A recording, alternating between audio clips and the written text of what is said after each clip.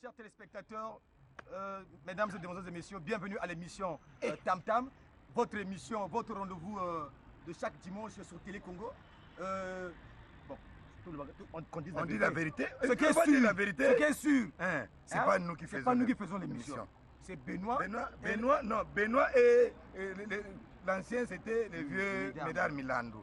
Donc, nous on prie, on ne peut pas vous mentir. On ne peut pas mentir. Donc nous on veut commencer. Parce que nous n'avons pas encore commencé. Benoît n'a pas encore commencé. Nous on commence, lui il va vraiment commencer.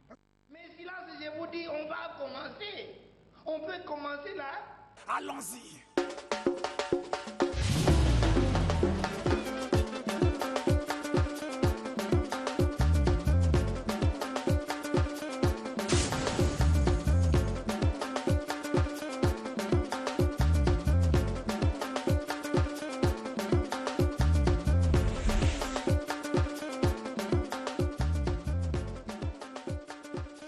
Mesdames, Messieurs, amis téléspectateurs, bonjour, bon dimanche chez vous en compagnie de votre émission musicale, c'est l'émission Tam Tam.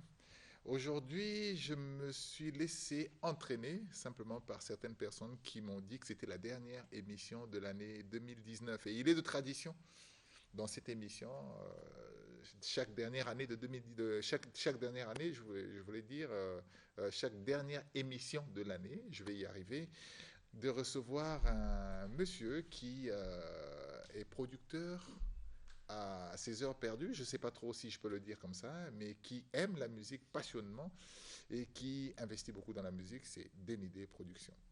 Bonjour, président Denidé. Bonjour Benoît. C'est une tradition, je l'ai dit, hein, c'est une tradition. Je ne voulais pas déroger à cette tradition que de te recevoir la dernière émission de l'année. Effectivement, ça devient comme une coutume. Hein. Ouais. Donc, chaque année, enfin en décembre, hein, dans des moments pareils, c'est le dimanche, c'est le dernier dimanche où nous faisons l'émission tous les deux. Et pour clôturer un peu culturellement et parler culturellement de la musique congolaise.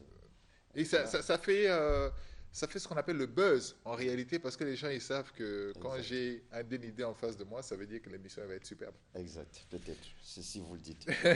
non, mais c'est ce que les gens disent déjà en suivant les émissions que nous faisons ensemble. C'est l'occasion pour moi de saluer tous ceux qui suivent cette émission. Nous vous souhaitons déjà, d'ores et déjà d'ailleurs, une bonne année 2020. Mais nous sommes encore en 2019 et 2019, c'est Denidé Productions qui s'est agrandi. En fait, Denidé Productions s'est agrandi avec un certain nombre d'artistes qui sont arrivés de plus dans l'écurie. Alors, est-ce qu'on peut en parler un peu plus? Quelle est cette volonté-là de rajouter encore un peu plus? Ça devient quoi? Denidé devient un major? Quelle est la volonté réelle cachée derrière ça? Non, ça dit que chez nous, c'est le catalogue qui compte en tant que producteur. C'est le catalogue. Lorsqu'on fait les albums, hein, en guise de l'autre là, ça fait partie de notre champ de bataille. Donc, il faut avoir un catalogue. Donc, voilà pourquoi il y a beaucoup d'artistes qui sont rentrés maintenant dans l'écurie Denidé Productions.